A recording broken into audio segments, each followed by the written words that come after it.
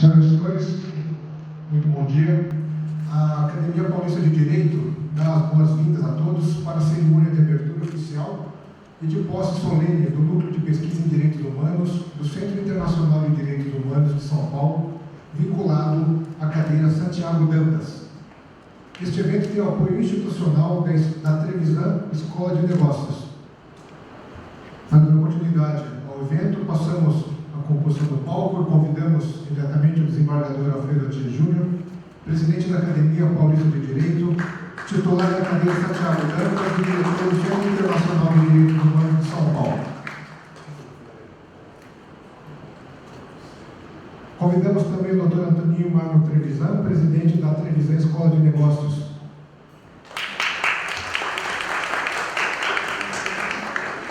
E convidamos também o escritor e diretor de cinema João Silvério Trevisan.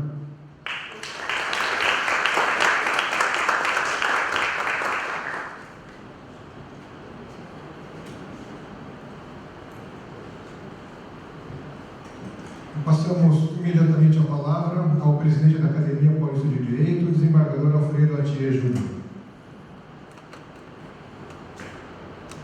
Bom dia, boa tarde a todos, a todas.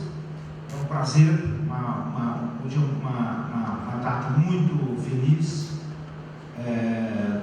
para mim, especialmente, mas para a academia e, evidentemente, para vocês também é uma data feliz, porque, enfim, é uma cerimônia de posse, mas é uma data que marca, na verdade, o início de um longo trabalho que nós todos vamos realizar juntos.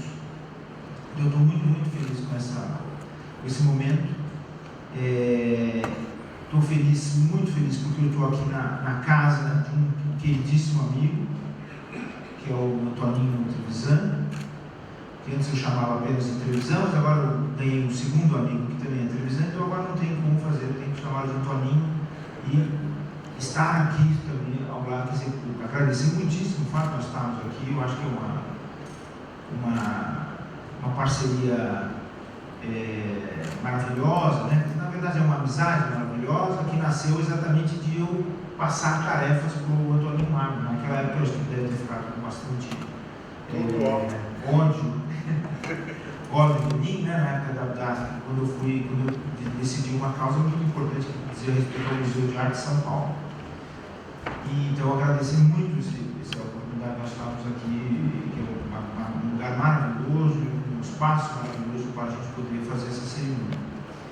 E o agradecer também ao João Silvério, especialmente, porque o João Silvério é um intelectual maravilhoso e tem uma experiência que é, digamos assim, no caso do Brasil, uma experiência que nós todos temos assim, o dever de conhecer e a partir do diálogo com o João Silvério, a gente poder utilizar tudo isso que ele vai nos passar, aquilo que ele nos passou durante a sua vida, aquilo que os seus trabalhos intelectuais maravilhosos, mais recentes, o Pai, um livro realmente importante, assim, do ponto de vista que deve ser lido por todos, né? Porque ele é um livro que nos faz refletir efetivamente sobre essa relação, sobre as relações familiares. E agora a quarta edição do Devassos no Paraíso, que foi um livro pioneiro, e agora, na sua quarta edição, novamente é pioneiro na época que nós estamos vivendo, né? Quer dizer, a passagem desde a primeira edição para o momento que nós estamos vivendo hoje é de uma grande transformação no Brasil, uma grande transformação da nossa realidade, e esse momento, a quarta edição, ela tem muito a ver, assim como o João Silvério tem muito a ver, com aquilo que nós vamos fazer juntos na academia, nesse núcleo de estudos, nesse núcleo de pesquisas. Estamos voltados para construir um futuro, não é? Tem uma frase de um filósofo, de um pensador francês, escritor também, como o João Silvério, maravilhoso, que foi Paul Valéry, em que há quase 2 séculos ele dizia o seguinte, que nós estávamos, naquela época, ele indagava se nós éramos ainda capazes de inventar futuros desejáveis. E, portanto, nós estamos exatamente nessa situação. Nós estamos aqui pensando nisso. Se nós somos capazes, todos juntos, todas nós, se nós somos capazes de inventar também um futuro desejável. Porque nós conhecemos o nosso presente, sabemos do nosso passado, às vezes fechamos os olhos para aquilo que nós fomos e não queremos encarar as dificuldades de hoje, né? Uma das razões, por exemplo, desse atraso da minha chegada foi justamente o fato de estar vendo uma carreata na 23 de maio pedindo votos para uma vitória no primeiro turno do candidato Bolsonaro, né? O que eu achei muito bom, até comentei com o João Silvério, porque com isso eu acho que as pessoas vão ficar com um pouco mais de raiva ainda dele, tendo visto todo o trânsito que ele gerou. Mas evidentemente isso daqui não é um comentário político, né? Mas então nós estamos aqui para, em face de todas essas mazelas, todas essas dificuldades, imaginar um futuro desejável, futuros desejáveis que possam transformar a sociedade e transformar o direito também. Eu vou contar um pouco para vocês depois como é que nasceu essa ideia do Centro de Pesquisa em Direitos Humanos, como é que nasceu a ideia dos núcleos de pesquisa na academia. Vou contar um pouquinho disso porque vocês agora, a partir desse momento, fazem parte da academia. Eu quero que vocês se sintam absolutamente em casa, assim como recebi o Toninho, foi uma das primeiras visitas que eu tive lá na sede da academia. A minha ideia é de que vocês se sintam em casa, né? Uma casa para a transformação da sociedade, de resistência, claro, e também no sentido da transformação, criar estruturas que permitam a resistência e também essa ação para o futuro, essa ação transformadora. Então, eu vou agradecer muito a esse momento que nós estamos vivendo aqui juntos. Eu estou realmente muito feliz com esse início de trabalho. E para a sua saudação, passamos a palavra ao Dr. Antônio Guimarães Trevisan, que é o presidente da Trevisan Escola de Negócios. Obrigado. Bom, para mim é um prazer estar aqui com vocês. E precisa falar com o Trevisan que esse microfone não está funcionando. Alô, Trevisan, esse microfone não está funcionando. Como faz? Mas eu entendo que o doutor Alfredo Thier chegou atrasado, porque ele estava lá na carreata do Bolsonaro. Foi essa mensagem que eu recebi. Mas quando a Roberta me procurou para justamente fazer esse encontro, queria dizer para vocês que eu fiquei muito feliz, né? Porque a relação nossa com o casal, né? A Roberta e o Alfredo, vem desde então, quando o Mino Carta que fez essa aproximação, naquele caso lá do Museu de Arte de São Paulo, né? E nós aqui somos uma escola de administradores, de gestores, uma escola de ciências contábeis, e nós aqui temos uma frase e uma posição de que a contabilidade é a ciência que garante a democracia, né? Por quê? Porque a gente aprendeu, eu desde me formei na PUC na década de 70 e ter feito toda a minha trajetória no mundo da auditoria, eu penso que desde Fernando Pessoa, desde Luca Pacioli, Fernando Pessoa foi um estudioso da contabilidade. Mas ele não era poeta, Trevisan, nas horas vagas, mas ele era contador e ele tinha trabalhado numa banca em Lisboa. E eu aprendi com Fernando Pessoa um tema que me trouxe a vida toda, me traz, não é?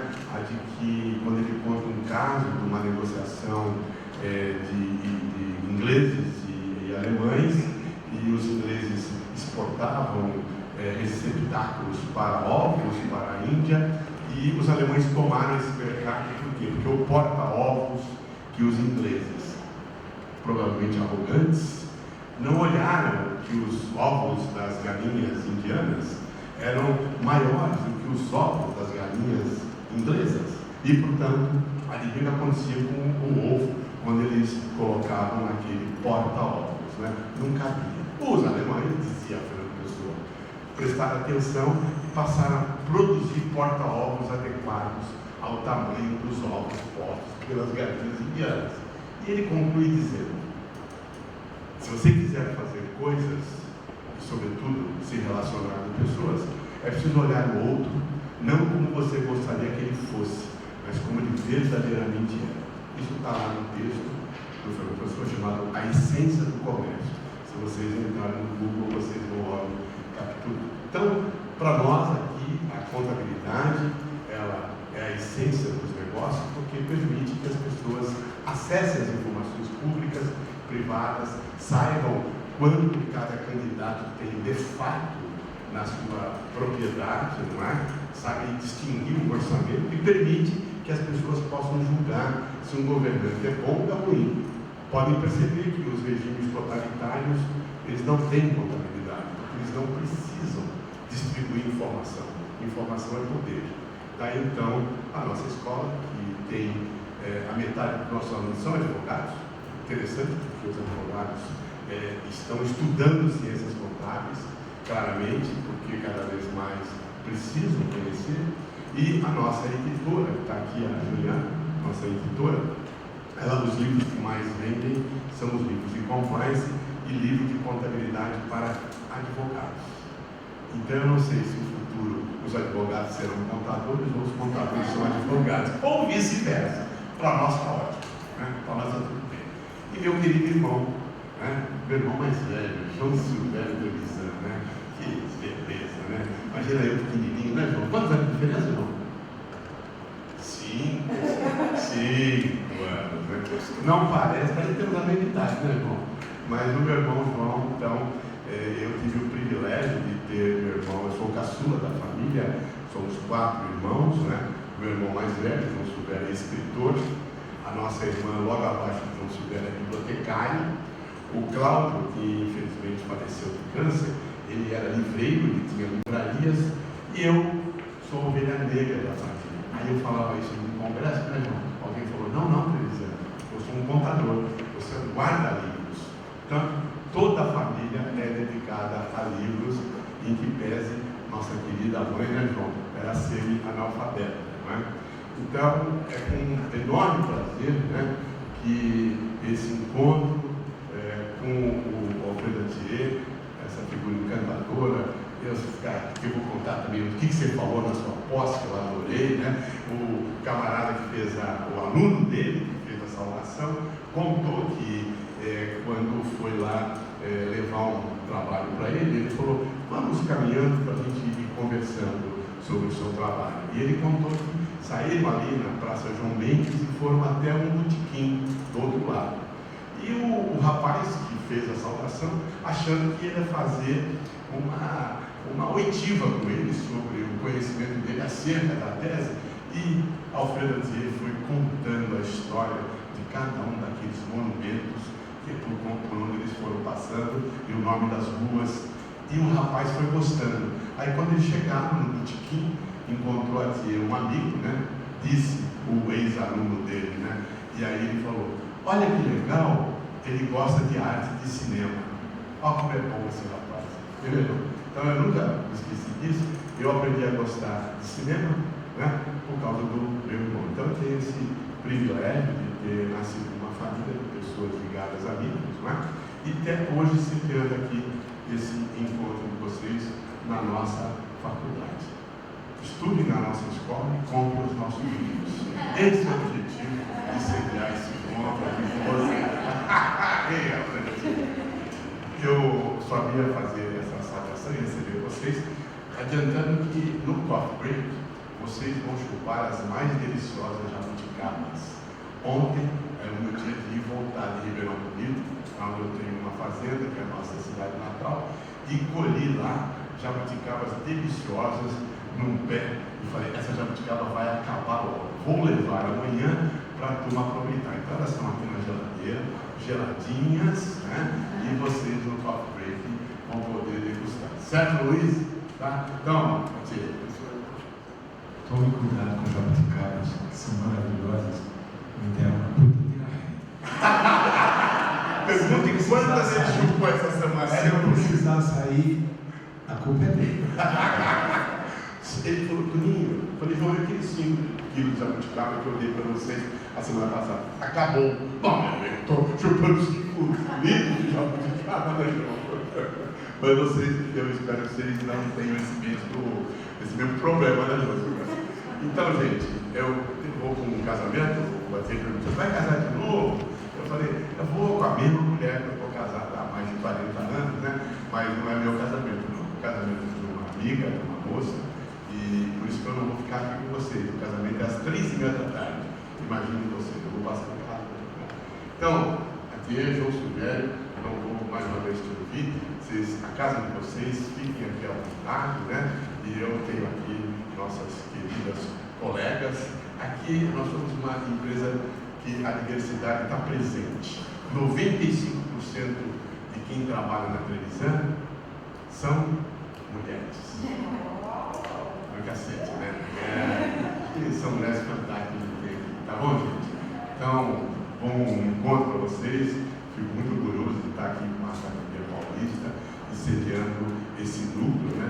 Por conta do meu irmão, que aqui está, e da Carolina, minha filha, Carolina Trevisan, que é uma jornalista da UOL, que tem uma coluna só sobre direitos humanos, né? Então, para nós, acho que é uma satisfação. E obrigado, Roberta, né? Seu pacotinho está separado, viu, Roberta? De jabuticaba. Tá? Tchau, gente. Obrigado.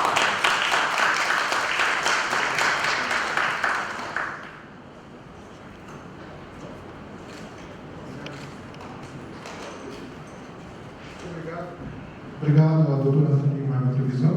E passamos imediatamente a palavra ao escritor e diretor de cinema João Silvério Trevisan para proferir a palestra Direitos Humanos, História e Experiência, a afetividade no Brasil. Obrigado pela presença de vocês. Eu adoro conversar com as pessoas com quem eu posso trocar ideias, e eu espero que a gente vai tentar fazer isso, no debate.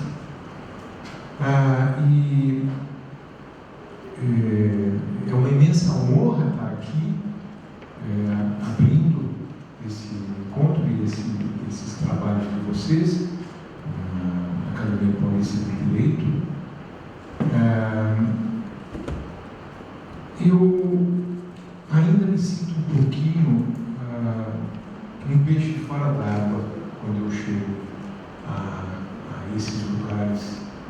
E quando eu digo esses lugares consagrados como mainstream, como advocacia, eu tive uma trajetória de vida em que eu sempre estive à margem. Não só estive à margem, como tive uma absoluta consciência o tempo todo de estar à margem. Essa consciência não veio do nada, nem caiu do céu. Essa consciência aconteceu através de mecanismos repressivos muito claros, em vários momentos da minha vida, e através de vários instrumentos, sejam sociais, sejam culturais, sejam políticos. Eu tive, para quem ou conhece ou está interessado em ler o meu livro autobiográfico, o primeiro livro autobiográfico que eu escrevo, que hoje se chama de autoficção, resolveram adotar essa definição para as autobiografias, o que faz sentido, porque toda autobiografia tem um componente de invenção, goste-se ou não, o próprio autor ou autora. As lembranças são sempre muito inventivas e elaboradas com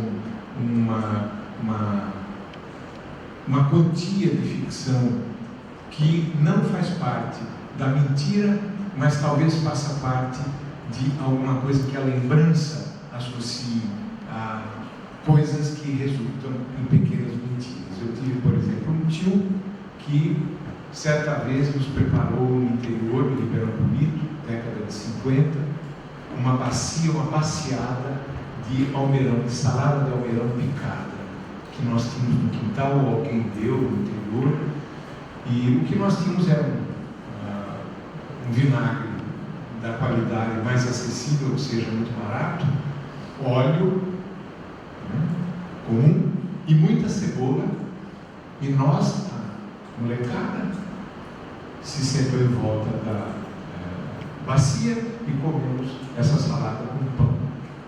E era tão gostosa que se tornou não apenas inesquecível, como aquele tio se tornou, na minha lembrança, na minha memória, o tio da salada de almeirão, que sempre fazia salada de almeirão. E o sempre aí certamente foi acrescentado por conta da experiência que, até onde eu posso confirmar, foi única, mas foi tão intensa que virou uma experiência ao tio que sempre servia salada de almeirão. Então, esses elementos da lembrança são criativos, não é?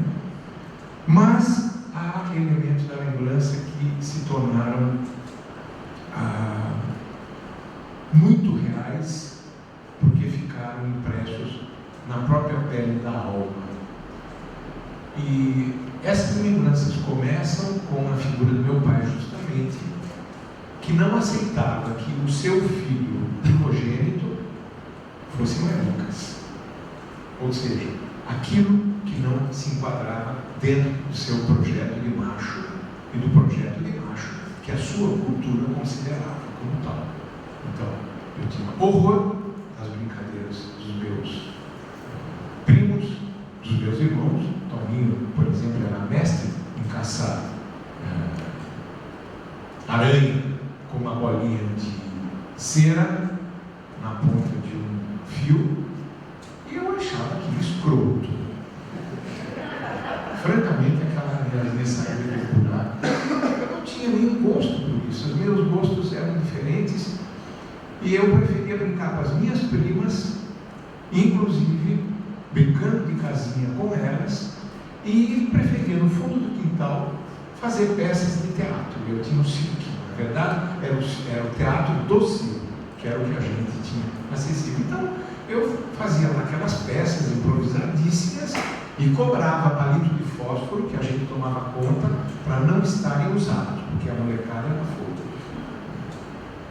E, ao mesmo tempo, eu gostava muito de escrever e também gostava muito de fazer bonequinhos de cera, porque eu tomava conta do bar e padaria do meu pai, enquanto primogênito. Então, o meu contato com as crianças passava por essas exigências de ser o empregado do meu pai, que me surrava por motivo que eu desconhecia, e demorei muito tempo para descobrir que as surras vinham pelo fato de eu ser com maricas que o humilhavam perante seus irmãos machões.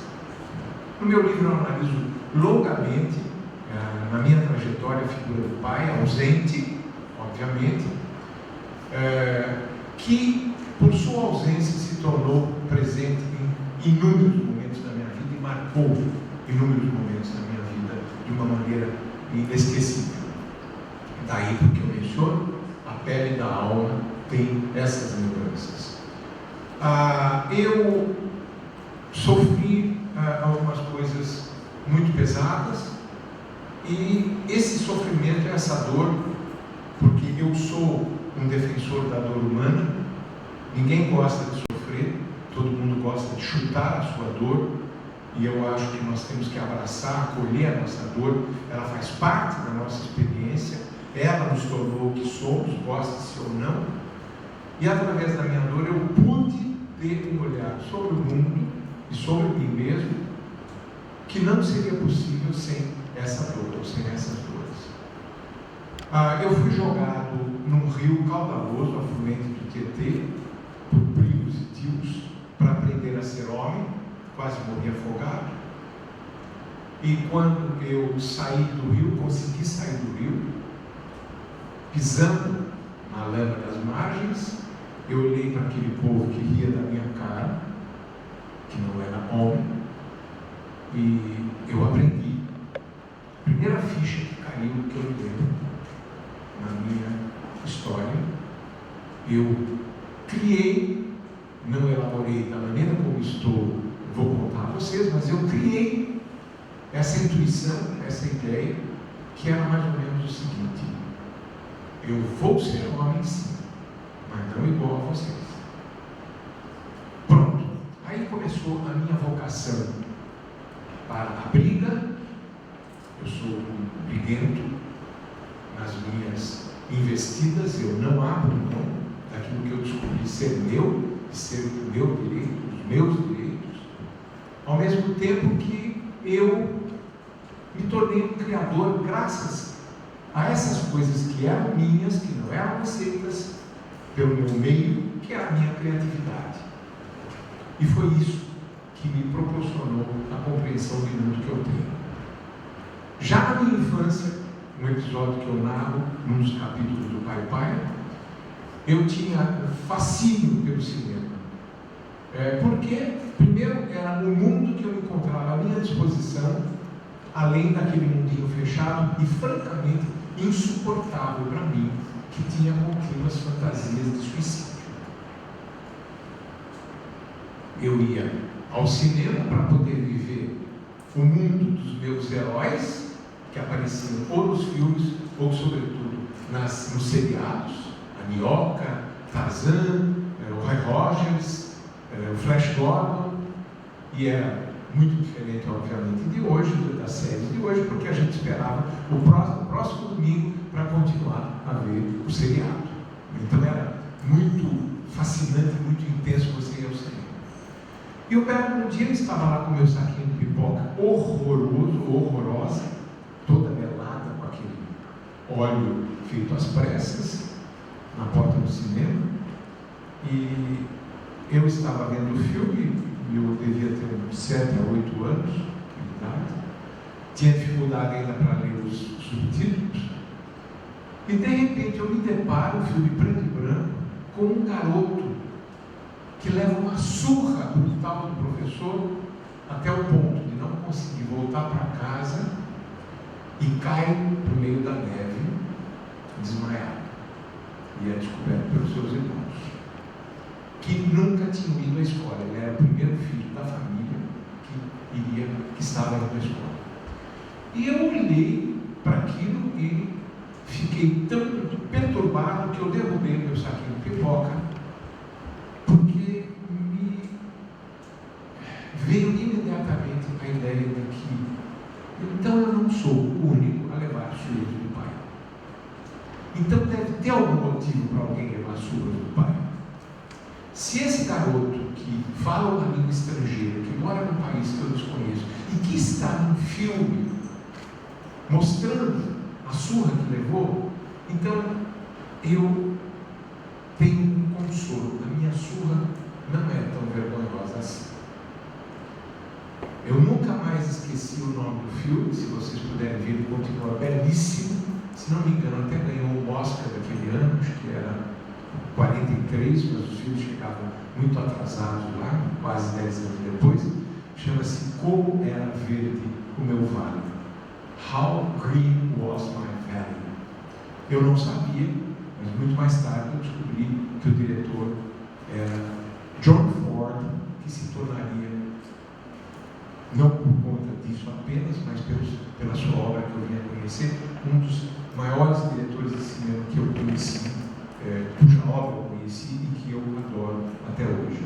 Então, isso para mostrar a vocês como a minha dor me propiciou um contato que me permitia, ao mesmo tempo, ampliar meu mundo e compreender o que se passava comigo, através de uma situação totalmente irreal, entre aspas, porque não fazia parte da realidade que eu vivia naquela cidadezinha opressora. Eu continuei todo esse processo. Alfredo, você me diz se estou discorrendo demais ou não estou. Eu vou chegar lá, talvez eu esteja muito lento para chegar lá. Eu continuei esse processo de descoberta de quem eu era, muito doloroso. Fui para o seminário para ser padre, onde eu passei 10 anos. Certamente a ida para o seminário teve um componente de fuga para fugir da minha casa, do meu pai, que nunca me visitou nos 10 anos de seminário.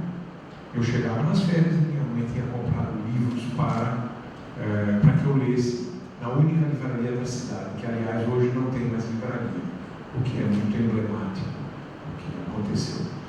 E eu me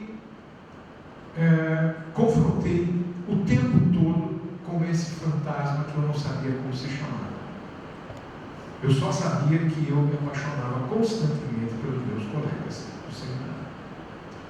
E com paixões viscerais, dolorosíssimas, até o ponto, depois que eu saí do seminário, aos 19 anos, eu queimei o pacote de diários que eu escrevia, porque aquilo era de uma dor insuportável a cada vez que eu lia. Era como se eu voltasse para lá. Eu estava fechado numa situação diante da qual eu não tinha nenhuma saída, nem entrada, nem explicação. Meu seminário sofreu uma transformação espantosa com o Concílio Ecumênico Vaticano II, em 58. Os padres antigos saíram, chegaram padres novos, com uma metodologia pedagógica revolucionária, baseada na Maria Montessori. Vieram inclusive fazer estágio aqui em São Paulo, no colégio, acho que vocacional se chamava, e nós passamos a não ter mais filas, o muro foi derrubado, ficou uma mureta, e eu comecei a ter contato com o que nós chamávamos de mundo moderno, porque a igreja estava totalmente alienada desse mundo. E através da ideia do adornamento de João 23, não é, que era a atualização, a modernização, então esse mundo, os padres nos colocaram mais próximos desse mundo doutrinário. Então não tínhamos aula, por exemplo, a gente tinha estudos em grupo e os professores coordenavam as nossas pesquisas. Era uma coisa extremamente avançada, era considerado, de repente eu estava no seminário mais avançado da América Latina. Tínhamos aula de informação sexual com um professor que vinha de São Paulo, um pedaço de cadáveres nojentos, não é? E ao mesmo tempo eu comecei a estudar cinema. Então arranjei um professor de cinema, que era um padre do Rio de Janeiro, que veio dar um curso de cinema. Eu passei a dirigir peças de teatro, depois que eu briguei com o meu diretor espiritual, que era o único velhinho no seminário, né, e que tentou se atualizar à altura dos padres jovens até o ponto de impedir que não mais o chamassem de Monsenhor. Então ele era o Zé Maria. Né? E eu briguei um dia com ele, e ele, para fazer as pazes, era meu professor de literatura, ele me deu uma coleção de peças da Maria Clara Machado. E aí eu me tornei diretor de peças, dirigi o Proof do Fantasminha, que foi não apenas um grande sucesso em toda a cidade, mas eu tive a audácia, que eu não sabia que era a audácia, de colocar 2 colegas meus vestidos de mulher, porque havia 2 personagens femininas e não tinha mulheres no seminário. Então, e aquilo passou assim muito tranquilamente, obviamente havia todo um outro contexto, não é? Mas eu me apaixonei, obviamente, pelo garoto que fazia o Proof do Fantasminha. Foi uma das minhas grandes paixões do seminário. E eram paixões muito conflituadas. Vocês não pensem que era uma coisa libertadora. Os padres dialogavam com a gente a respeito da nossa sexualidade, mas eles não conseguiam ultrapassar a compreensão que lhes era dada de alguma coisa que a igreja não permitia. Então a única coisa que eles sabiam dizer: não se preocupe, isso faz parte da adolescência, isso vai passar. E não passava, e não passava, e não passava. Não é? E aí eu acabei indo para um seminário maior, onde eu realmente tive uma história de amor não sexual com um colega, e a partir daí eu resolvi sair do seminário. E foi nesse mesmo momento que eu tive a primeira grande crise com o meu pai, não é? Que voltou a toda na minha literatura, que eu já estava começando a praticar. Então eu escrevi um conto em que eu queria falar sobre o escarro do meu pai nas madrugadas. Eu não sei e não sabia qual era o significado disso, mas eu sabia que escarro era escarro e que aquele era escarro do meu pai. E eu acordava de madrugada e acordava de certo modo feliz, ia até a janela para ver o pôr do sol. E terminei o conto que eu escrevi sobre o escarro do meu pai, que se chamava Um Caso. Eu não queria colocar nada de ficção, eu queria simplesmente usar a literatura para falar de mim e me usar para aprender a literatura. Havia no seminário um centro acadêmico que fazia uns concursos de literatura. E eu me candidatei, apresentei o meu conto, e tinha muito medo, porque a cada vez que eu ia ler um conto, eu chorava desesperadamente. Eu ensaiava com esse meu colega, que me disse, e não conseguia superar o pranto. E não deu outro. No dia que eu fui apresentar o conto, que nós tínhamos que apresentar, eu desabei a chorar. Não ganhei nenhum prêmio de texto, mas ganhei um prêmio de interpretação. E fiquei furioso. E cortei relações com a literatura até 30 e tantos anos, quando eu estava no México. Bem, essa é a outra parte da história. Então, eu fui embora do Brasil, depois que saí do seminário, um tempo depois, debaixo da ditadura.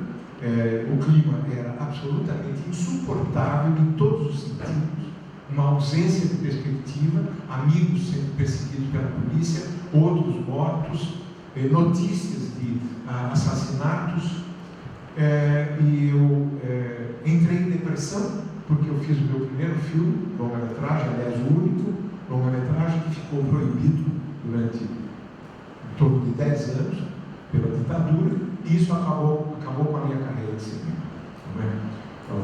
A pessoa que avalizou o amigo do meu empréstimo bancário, obviamente não paga por mim, avisava aos 4 ventos da cidade de São Paulo que eu saísse da frente dele, se ele me encontrasse, ele iria me matar.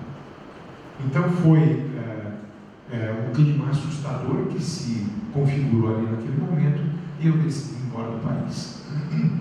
Fui então para a cidade de Berkeley, dos Estados Unidos, que era um ponto de inflexão no meu imaginário revolucionário. Nessas alturas eu era metido a ser maoísta, né? De botequim, é claro, como boa parte dos nossos colegas éramos na época, de esquerda, e eu queria ver a queda do Império Americano enquanto eu estivesse no lombo do tigre de papel, que eram todos os slogans maoístas que eu conhecia na época, através dos filmes do Godard, diga-se, não era através do livrinho vermelho do Mao Tse Tung, que era muito chato, eram só slogans. E quando cheguei nos Estados Unidos, ou seja, fui de certo modo empurrado pela proibição do meu filme, a gota d'água foi essa, quase passei fome nesse período. Eu fazia traduções de fascículos da Editora Abril, que eram, na verdade, meus amigos eram contratados. Eu estava, a essas alturas, morando numa república de rapazes que, por acaso, éramos todos homossexuais, e quando não homossexuais, assexuais, até o momento em que descobrimos que os 2 assexuais do grupo transavam escondidos no banheiro. Muito mais tarde. Mas eu fui para os Estados Unidos, para Berkeley, porque eu queria conhecer toda a estrutura que tinha criado a contracultura, que era uma referência muito importante no meu imaginário político. E foi a melhor coisa que eu fiz. Eu saí, viajei durante 6 meses por terra até Berkeley, na Califórnia. Em alguns momentos eu peguei um vaporeto, um naviozinho. Houve um momento que eu peguei, 2 momentos que eu peguei um avião, viagens curtas de avião.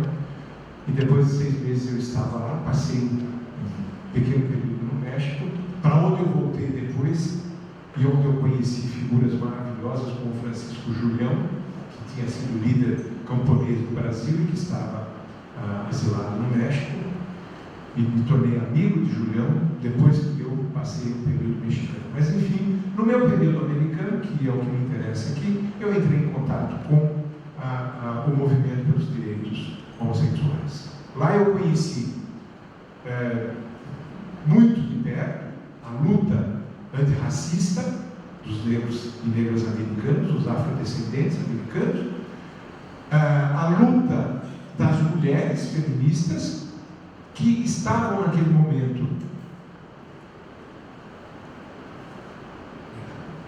oferecendo para a gente, do movimento pelos direitos homossexuais, os seus conceitos que nós não tínhamos. Nós emprestamos todos os primeiros conceitos do feminismo, como sexismo, machismo, etc. Não é? E o que eu experienciei lá nos Estados Unidos nesse momento foi uma coisa da qual eu jamais pude me esquecer. Eu tive uma experiência, uma vivência socialista dentro dos Estados Unidos. Berkeley era uma cidade curiosíssima. Havia hospitais montados através de trabalho voluntário. Havia caixas que eram deixadas nas ruas, free boxes, em que as pessoas deixavam desde comida, líquido fotográfico, roupas, livros que não usavam mais para quem estivesse interessado ou necessitado. E eu, quando estava muito triste de saudade do Brasil, eu corria para uma free box que havia do lado da minha casa. Eu morava com amigos americanos e vivi esse clima intensamente, em especial porque havia um componente muito peculiar na estrutura democrática americana, que é a ideia de que todos e todas realmente fazem parte dessa democracia e têm direito à liberdade que a democracia lhes oferece. Não é? Americanos são formados desde a escola. We are free. Freedom is important. Freedom is the best. Freedom is a part of our life, or social life. E isso se refletia na própria consciência política dos homossexuais e das homossexuais com quem eu convivia. Então, nós discutíamos o tempo todo essas questões de liberação homossexual através de um jornalzinho chamado Gay Sunshine, que era publicado em São Francisco e que nós esperávamos que ele chegasse até nós a cada mês. Era um mensageiro. E através dele a gente discutia as entrevistas, as matérias. Era alguma coisa fascinante. E era uma discussão que permeava toda a comunidade LGBT, então chamada homossexual, e depois passou a se chamar comunidade LGBT. Não é? Bem, eu voltei para o Brasil, depois de 3 anos no exterior, e aqui, no meio de uma solidão violenta, eu encontrei um Brasil pior do que aquele que eu tinha deixado, em 76. Eu achei que não era suficiente aquilo que era oferecido para homossexuais na vida brasileira, na sociedade brasileira, que eram o quê? As cavernas. Não é? E as cavernas tinham sempre uma conotação sexual. Para que você pudesse encontrar alguém e ter algum tipo de contato no seu nível, enquanto homossexual, você tinha que ir aos cinemas de pegação, às poucas salas que existiam, às poucas boates, aos poucos bares. E nesses lugares você tinha uma vivência de açougue humano. Havia apenas a possibilidade de troca carnal. E eu sentia muita falta de poder ter uma interlocução para falar de mim e saber das outras pessoas e com isso, obviamente, compreender melhor onde é que nós estamos. Foi aí que eu me encontrei com algumas pessoas, decidimos fundar o Grupo Somos, de liberação homossexual, e em seguida o editor e dono do Gay Sunshine esteve no Brasil para organizar uma antologia de literatura homossexual, e nos encontramos, e no encontro com o Winston Leyland, que era esse editor, nós decidimos criar o jornal Lampião da Esquina, no apartamento de Darcy Penteado, aqui em São Paulo, falecido Darcy Penteado, onde estávamos vários outros homossexuais, inclusive Agnaldo Silva. E foi aí então que aconteceram esses dois fatores fundamentais que hoje, retrospectivamente, a gente percebe como foram fundamentais, mas na época a gente não tinha a menor ideia disso. Vocês talvez não consigam imaginar como eram as deficiências óbvias que a gente tinha naquele momento. Nós colocávamos cartazes no chão para escrever, para fazer manifestação dentro do possível, e nós não sabíamos o que é que a gente ia escrever nos cartazes. Tal era a dificuldade que nós tínhamos. o único que tinha tido alguma experiência de direito homossexual, de luta pelos direitos homossexuais, era eu, fora do país. Então, as dificuldades eram imensas, havia um problema gravíssimo com o abandono da comunidade, até o ponto de estarmos cheios ou ameaçados por doenças venéreas e não termos absolutamente nenhuma orientação a respeito. Isso muito antes da AIDS, imagine depois. Me lembro a luta que nós tivemos para encontrar um livrinho sobre doenças venéreas que estariam atacando homossexuais, que eram muito presentes na comunidade homossexual. Fomos encontrar num grupo canadense, traduzimos o livrinho e não conseguimos publicar porque não tínhamos dinheiro. Não existia toda a estrutura de ONG como nós temos atualmente. Então eram dificuldades básicas que nós não tínhamos condição de superar, senão através da nossa briga para valer. E era uma briga que a gente não tinha muita esperança de que pudesse acontecer, não é? Era uma briga que se devia à nossa consciência política muito reduzida de como nós tínhamos direito a ser o que éramos, não é? Mas nós não tínhamos a menor ideia do que iria acontecer no futuro. A cada parada LGBT que eu vou atualmente, eu desabo de tanto chorar, eu sou chorão, porque eu não consigo imaginar como é que nós chegamos até ali. Não só porque eu não sei de fato os motivos, considerando o histórico dos direitos homossexuais, que foram atropelados pela incidência da AIDS, que derrubou tudo que nós temos construído, mas inclusive porque nós jamais poderíamos imaginar no passado que aquilo pudesse ser possível de acontecer, né? E aí, em 1983, 84, eu fui convidado por uma editora inglesa a escrever um livro sobre a homossexualidade no Brasil. Era uma editora gay, chamava-se Gay Express, depois com a Thatcher eles abreviaram o nome, ficou GMP Press, por conta dos problemas criados pela Thatcher com relação às questões de direitos homossexuais, e fui convidado a escrever esse livro. Eles queriam criar uma coleção com históricos de vivência homossexual em vários países do mundo. Até onde eu fiquei sabendo, só saiu a do Brasil e saiu a da China, né? Eu escrevi em português, enquanto o livro era traduzido na Inglaterra, em Londres, eu fui retrabalhando a edição brasileira. E com isso, as duas